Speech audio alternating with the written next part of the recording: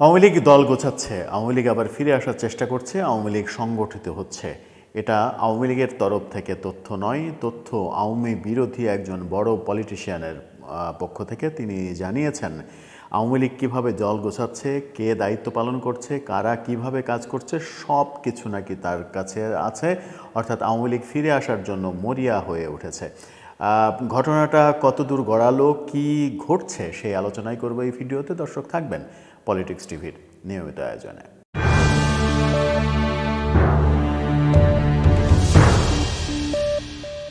বলছিলাম আওয়ামী লীগ ফিরে আসছে, আওয়ামী লীগ সংগঠিত হচ্ছে, খুব শীঘ্রই আওয়ামী লীগের ফিরে আসার সম্ভাবনা তৈরি হয়েছে এমন কথাই বলা হচ্ছে। আওয়ামী লীগ কীভাবে ফিরে আসবে, কিভাবে সংগঠিত হচ্ছে, সেই ব্যাপারটা একটু বিশ্লেষণ করে দেখা যেতেই পারে। ভারতে বসে থেকে সাবেক প্রধানমন্ত্রী শেখ হাসিনাকে আমরা সর্বশেষ দেখেছি ভিডিও কনফারেন্স করতে আমেরিকার আওয়ামী লীগ নেতাদের সাথে। প্রথমবারের মতো নিজের চেহারা দেখিয়ে তিনি এক ধরনের জনসম্মুখে আসলেন। এর আগে অডিও লিক হয়েছিল, এবার যখন আমরা ভিডিও লিক হতে দেখলাম তখন বুঝে নেওয়াই যায় যে আওয়ামী লীগ মরিয়া হয়ে চেষ্টা করছে ফিরে আসার জন্য।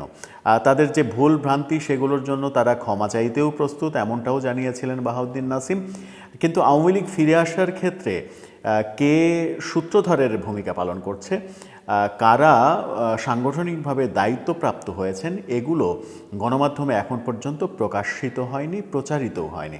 কিন্তু এবার সেই ব্যাপারেই বোমা ফাটালেন এলডিপির সভাপতি কর্নেল অলি আহমেদ। তিনি বললেন, কে আওয়ামী লীগ সংগঠিত করছে সে তথ্য আমার কাছে আছে। অর্থাৎ আওয়ামী লীগের পেছনে আওয়ামী লীগকে নিয়ে ফিরে আসার যে যুদ্ধ, সেই যুদ্ধ যারা করছে তাদের সম্পর্কে তথ্য অলি আহমেদ জানেন। কিভাবে জানেন?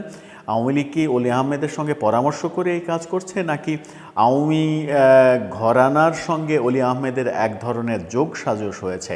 সেটা একটা গুরুত্বপূর্ণ প্রশ্ন।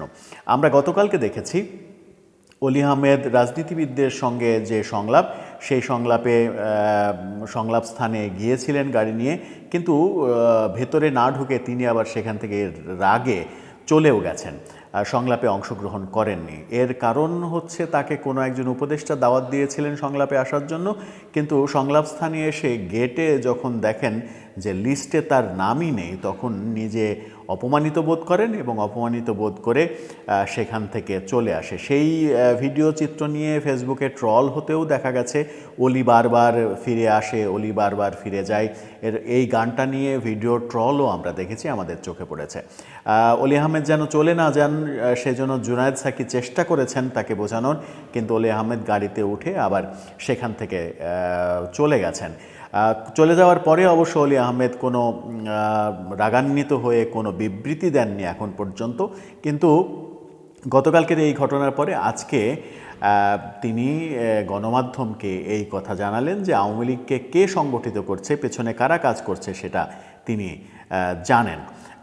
অলি আহমেদ বলেছেন, আওয়ামী লীগকে কে সংগঠিত করছে, কে দায়িত্ব নিয়েছে, কোথায়, কখন এবং কোন বাসায় তিনি আছেন, সেই তথ্য আমার কাছে আছে। এদের এখনই থামাতে হবে। রাজধানীর মগবাজারে এলডিপির কার্যালয়ে এক সংবাদ সম্মেলনে তিনি এই কথা বলেছেন আওয়ামী লীগের দোসরদের প্রথম, দ্বিতীয় এবং তৃতীয় স্তর পুলিশ এবং প্রশাসনে বসে আছে। এখনও স্বৈরাচারের দোসররা বিভিন্ন প্রতিষ্ঠানে নিজ নিজ অবস্থানে রয়েছে। আমি ডক্টর ইউনূসকে বলবো, কাল বিলম্ব না করে স্বৈরাচারের দোসরদের চিহ্নিত করুন, তাদের বদলি কোনো সমাধান নয়, চাকরি থেকে বরখাস্ত করুন। অর্থাৎ যারা সরকারি চাকরি করছে তাদের মধ্যে যারা আওয়ামী লীগ করছে তাদেরকে বরখাস্ত করতে হবে।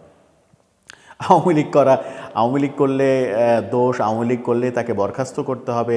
তিনি যদি কোনো অপরাধ না করে থাকেন, তিনি যদি কোনো অন্যায় করে না থাকেন, তাকেও সেখান থেকে বরখাস্ত করতে হবে। ওএসডি করলে হবে না, বরখাস্ত করে দিতে হবে একেবারে। তার পরিবার সংকটের মধ্যে পড়ুক না পড়ুক, কী করবে সেগুলো চিন্তা ভাবনা করা যাবে না। এই ধরনের কথা যখন রাজনীতিবিদরা বলেন তখন সস্তা জনপ্রিয়তার কথা বলেই মনে হয়। অলি আহমেদ দুর্নীতির কথা উল্লেখ করে বলেছেন আওয়ামী লীগের ইউনিয়ন পর্যায়ের দোসরদের কাছেও কোটি কোটি টাকা আছে। এটা শেখ হাসিনা নিজেও বলেছেন, তার পিয়নের কাছে 400 কোটি টাকা রয়েছে।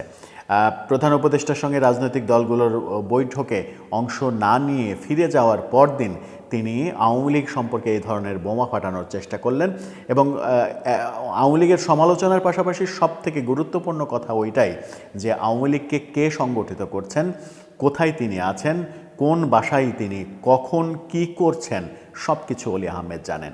তো অলি আহমেদ কিভাবে জানেন? তিনি নিশ্চয়ই তাহলে দেশে রয়েছেন, সেই আওয়ামী লীগ নেতা দেশে রয়েছেন। তাহলে সরকারকে সেই ইনফরমেশন কেন দিচ্ছেন না অলি আহমেদ? সরকার তাকে খুব সহজেই গ্রেপ্তার করতে পারে। আওয়ামী লীগ ফিরে আসার চেষ্টা, এটা তো একটা বড় ধরনের অপরাধ। সেই অপরাধে সরকার তাকে গ্রেপ্তার করতেই পারে, কিন্তু সেটা সরকার করছে না। অলি আহমেদও এখনও সেই তথ্য দেননি, কিন্তু সংবাদ সম্মেলনে তিনি এক ধরনের জনপ্রিয়তা পাওয়ার জন্য এই কথা বললেন।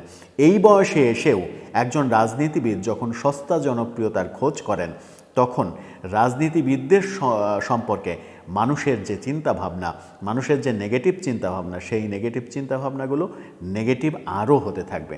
দর্শক, আপনার কি মনে হয়, আওয়ামী লীগ কি সত্যিই ফিরে আসছে? আর আওয়ামী লীগ কি অলি আহমেদকে ইনফরমেশন দিয়ে দিয়ে তার দল গোছাচ্ছে? আপনার মতামত জানিয়ে লিখতে পারেন আমাদের কমেন্ট বক্সে।